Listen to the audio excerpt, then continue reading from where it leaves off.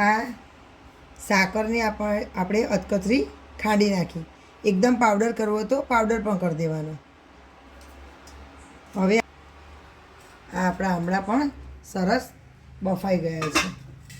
એનો colour change થઈ ગયો છે. બધા થોડા પીળા કલરના થઈ જાય.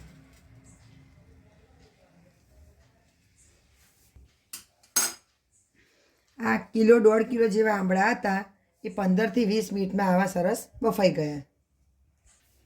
હવે આને આપણે ઠંડા થવા દઈશું, કારણ કે ગરમ ગરમ તો પકડીને આપણે છૂટા નહીં કાઢી શકીએ. એટલે એને સરસ ઠંડા થાય પછી એને આવી રીતે પકડી અને પ્રેસ કરશો તો તરત જ એની બધી જ કળીઓ છૂટી પડી જશે. આને આવી રીતે દબાવશો એટલે બધી કળીઓ ખુલી જશે.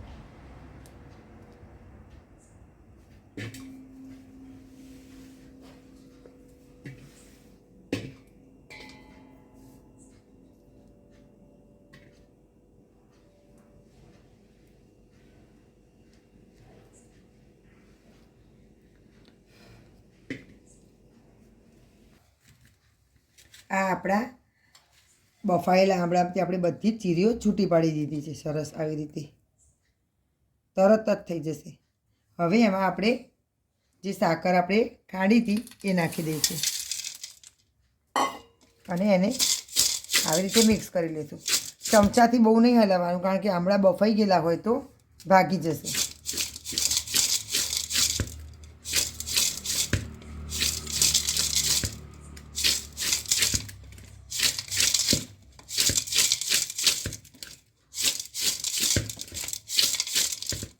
આને હવે આવી રીતે મિક્સ કરી અને ઢાંકી દેવાનું.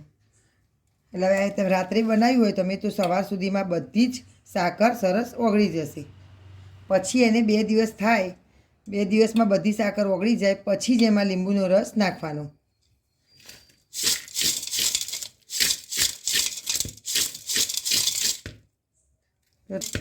તરત જ પાણી છૂટવાનું, ખાંડનું પાણી છૂટવાનું ચાલુ થઈ ગયું.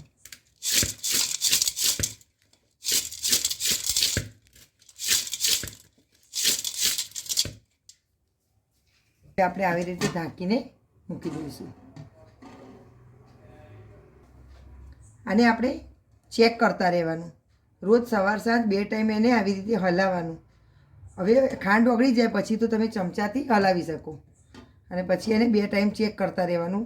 3-4 દિવસ થશે એટલે એમાં બધી ચાસણી આંબળામાં પીવાઈ જશે. પછી આપણે એને આગળની પ્રોસેસ કરીશું. આપણે 3 દિવસ માટે જે સાકરમાં રાખ્યા હતા આંબળે તો 3 થી 4 દિવસ થઈ ગયા. હવે આંબળા મેં જોયા તો સરસ પોચા પડી ગયા હતા અને ચાસણી બધી અંદર પીવાઈ ગઈ હતી. તો મેં એને આવી રીતે કાણાવાળી ચાણી લેવાની. ગમે તે કાણાવાળી કે જારીવાળી કોઈ પણ ચાણી લઈ એમાં આંબળા બધા નિતારી લેવાના. અને આ આપણી ચાસણી અલગ કરી દીધી. હવે આ ચાસણીમાં તમે રહેવા દેવાની. બીજા આંબળા નાખવા હોય તો પણ નંખાય અને આનો શરબત બનાવવો હોય તો પણ બનાવાય. હવે આ આંબળાને આપણે 3 થી 4 દિવસ માટે તડકે સૂકવી દઈશું. આ આપણા ગળ્યા આંબળા તૈયાર થઈ ગયા. આંબળા કેન્ડી આને મેં ચાસણીમાંથી કાઢી હતી અને 3 થી 4 દિવસ માટે તડકે સૂકવી દીધા હતા. એકદમ સરસ ડ્રાય થઈ ગયા છે. હવે આને એરટાઈટ ડબ્બામાં ભરી લેવાના. તો આખું વરસ આપણે આંબળાનો સ્વાદ માણી શકીશું. મારી આ રેસીપી પસંદ આવી હોય તો મારી યુટ્યુબ ચેનલ રૂડુ રસોડુંને સબસ્ક્રાઈબ કરજો અને બેલ આઇકોન પર પ્રેસ કરશો તો આવનારી વધુ વાનગીઓ તમને જોવા મળતી રહેશે. અને તમારે ફ્રેન્ડ સાથે શેર કરવાનું ભૂલતા નહીં.